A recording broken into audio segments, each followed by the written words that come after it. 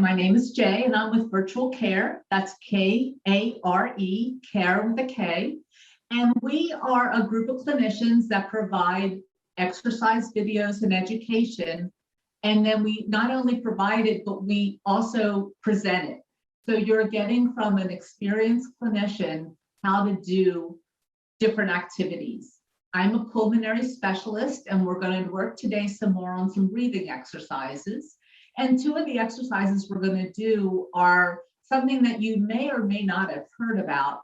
One is called square breathing, and there are variations on this that are called triangular breathing or different types of box breathing, you could call it. But basically what it is it's controlling your breathing in a series so that you are in control of how you're breathing. And for most of us, if you've had COVID, you probably have had a lot of lack of control with your breathing, maybe lack of control with the quality of your breathing or the volume of your breathing. And we're trying to regain that control. And part of that control helps to reduce our anxiety, because one of the most anxiety provoking things is not being able to breathe or not being able to breathe effectively. So we know that people get deconditioned, if nothing else. We know that it affects a lot of people's lungs. We know that we want you to do these other exercises that we've gone over in the other videos, but these are some other techniques that you can use. And these may be a little bit easier for you to follow. Not that the others aren't important, but that these may be a little bit easier to follow. So if you're having trouble with the others, start with something that you feel comfortable with so you can get some confidence. But again, these things take time. I've had people take weeks to learn to be able to do it, but once you get it, you get it. So the first one, the box breathing or the square breathing, is you're going to breathe in on a count of 4, hold, breathe out on a count of 4, hold, and then go back into breathing again. So it's 4 in, 4 hold, 4 out, 4 hold, which is where the box idea comes from. And again, the triangular is another variation on that. Now, if it's hard for you to hold your breath for 4 seconds, do it for 2, but try to control it so that you're doing the same amount in and out and holding. Okay, so we're going to go for 4. If 4 is hard for you, do 2. If you're having difficulty, close your eyes and recline back a little bit and just pay attention to what you're trying to do. You don't have to get it, but try to understand what you're trying to do. So we're going to do 10 of these. Now, when I'm holding my breath, I may not be able to count, but I'll put my fingers up for you. I'm going to breathe in on 4. 1, 2, 3, 4. Hold for 4. Out for 4. Really try to get all of our contents out of our air, out of our lungs, so that we can fill them up again. Hold, and then take a nice deep breath in again. If this makes you anxious or this is difficult for you, again, you could do it for 2 seconds, or you could just watch. Please don't get this to the point where you feel that this is making you more short of breath or more anxious. Holding your breath can be just as hard as taking a deep breath. So we're going to go for 10 counts. So it's in, 1,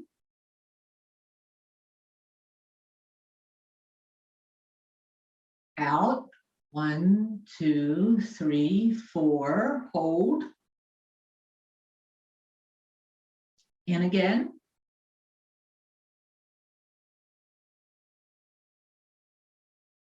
out,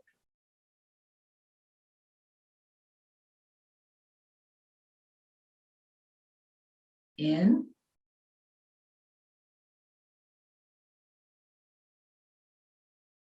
out,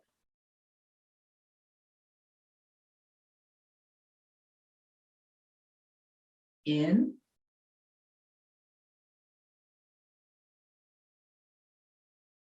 out,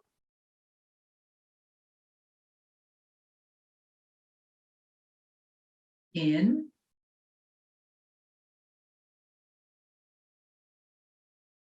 out,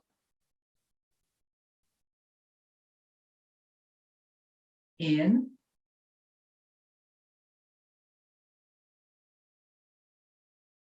out,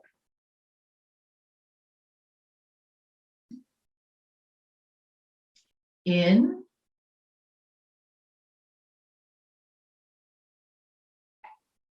out,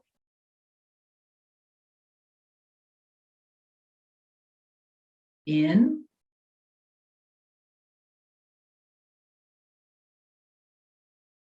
out,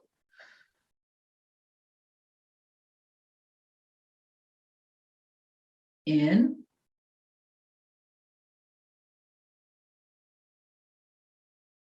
out.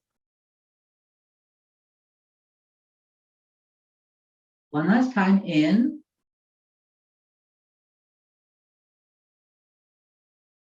out.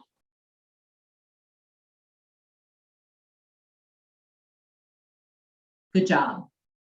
Now, this may be something that you can maybe do 2, and then you have to rest and do 2 more later. You can do it in whatever works for you. The idea is to just be doing them. So whether you spread them out through the day, whether you do 1 or 2 at a time, whether you do them all at once and then do them again in the evening, the fact that you're doing them, your brain is starting to program itself to understand, aha, this is how I'm supposed to breathe. I'm supposed to use these muscles. And so what you want to do once you get the habit of one of them is to then bring in one of the other things, the pursed lip breathing, where you breathe in through your nose and out through your mouth, and then get to the point where you can actually have the breath come in so that it brings your belly out. So you're really getting a nice full breath. The second exercise that I want to do with you today is using your arms. And when you're using your arms, just the fact that you're moving your arms is a visualization to take a deeper breath in. But the other thing that it does is it stretches out your rib cage. And in between your rib cage are muscles that you use, and you stretch them out when you take a deep breath, and then they relax and recoil, and then the breath comes out. So this is also going to be good for our shoulders and to help get us a little bit stronger. You can also use this to help you with your posture. So when you're going to bring your arms up, try to make sure that your back is nice and straight. These may be tiring. Again, you can do what's comfortable for you. I'm going to bring my arms all the way up.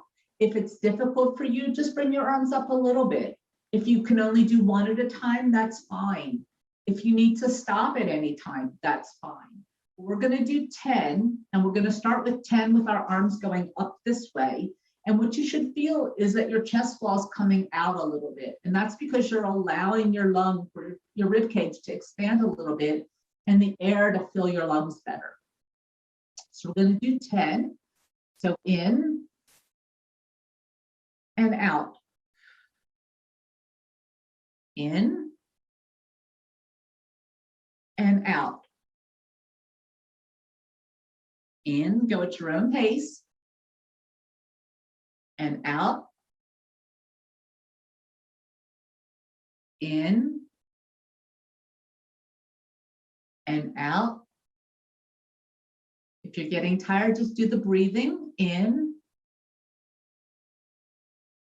and out, in and out, in and out. Try to keep this area relaxed. In, out. 2 more, you're almost there. In and out. In and out. Now, many of you may notice that this makes your heart rate go up, and that is true because when you're using your arm muscles, that makes your heart rate go up faster than your legs. So this is also a cardiovascular exercise. So not only are you working your lungs, but you're working your heart at the same time. So if you find that this is making your heart race, again, stop, relax, maybe start over. Maybe just bring your arms up like this and down to start. Do whatever feels comfortable for you, and you could always move forward and do more later. The next one we're going to do is we're going to scoot forward in the chair so that we can bring our arms out to the side and up. So what we're doing again is we're moving our rib cage, but we're also trying to bring the air that we talked about earlier in the lateral sides or the sides of our lungs out. so that we can really fill our lungs. So we're going to be moving 1 and down 10 times. Okay, again, nice posture. Try to keep yourself so that you're straight in the back and your chin is equal. Your shoulders are relaxed and all the air is just coming from your chest wall. So 1,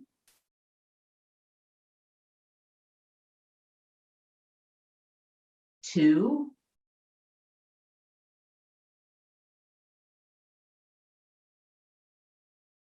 3, keep the posture.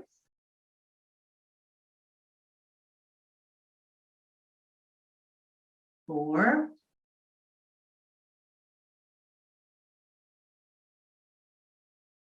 5. If you need to stop, stop. 6,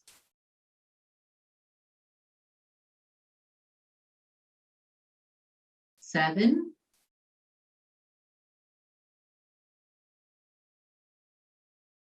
8,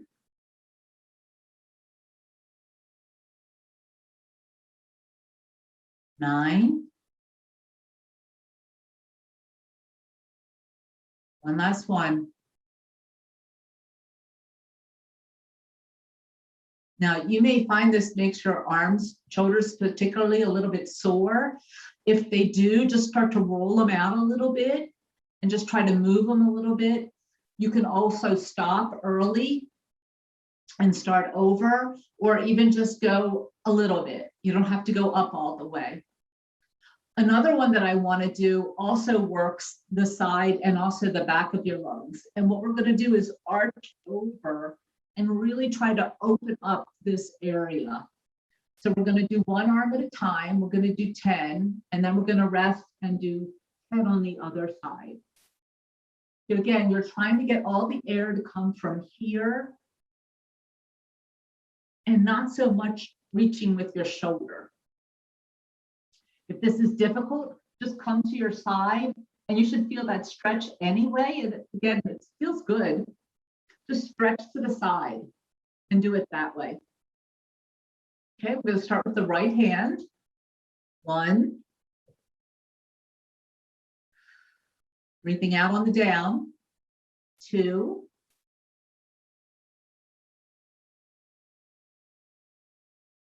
3.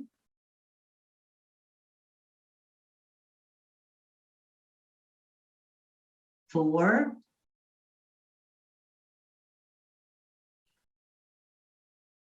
5.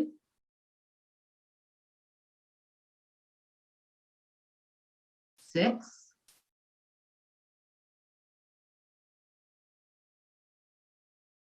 7.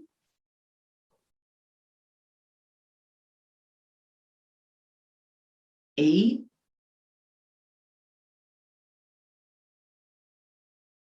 9.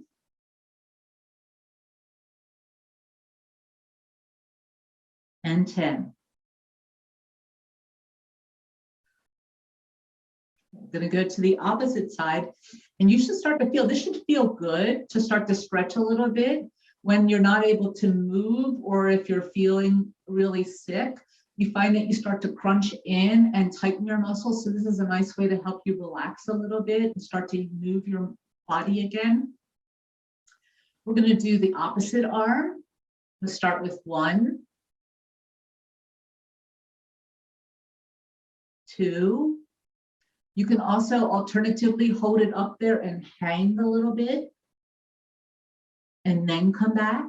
You want a little bit of an extra stretch. 3,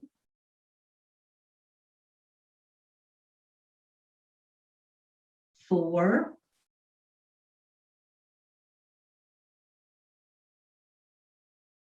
5,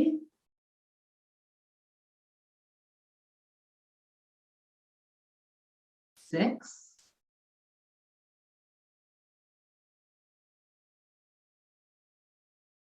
7. Rest if you need to.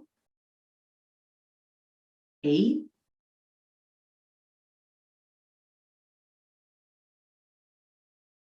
9.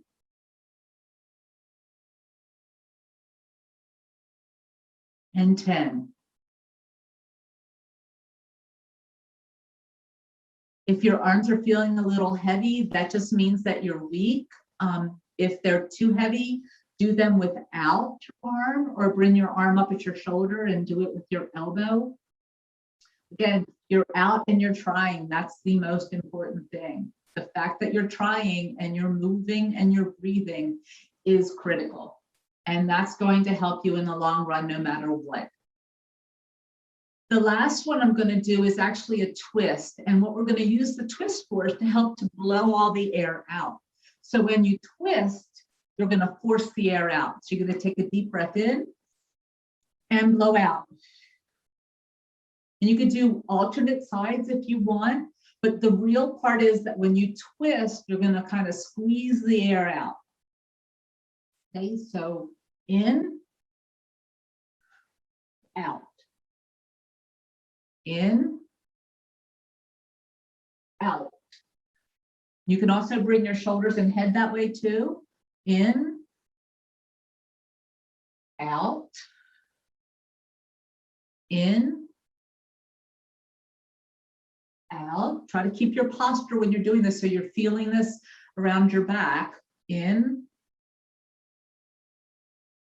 out. Out. 4 more. In, out. Out. Almost there.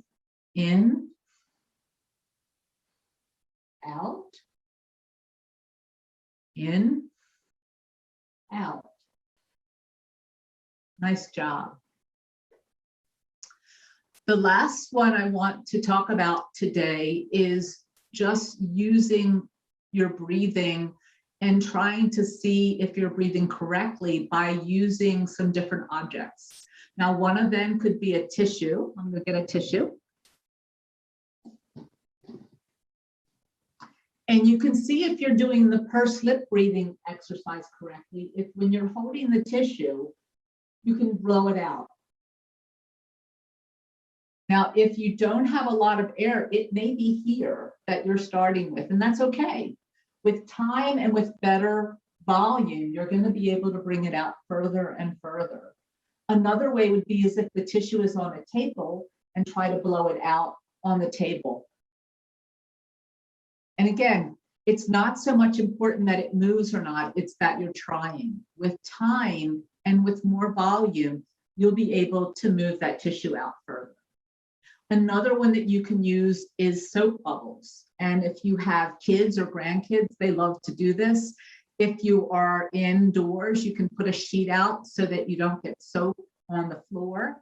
And then again, the fact that you're taking enough of a deep breath in and blowing it out controlled instead of really fast, you should be able to start to see some bubbles. And the bubble will get bigger the more of a breath that you can take. But it's a nice visual because you can kind of see what you're doing.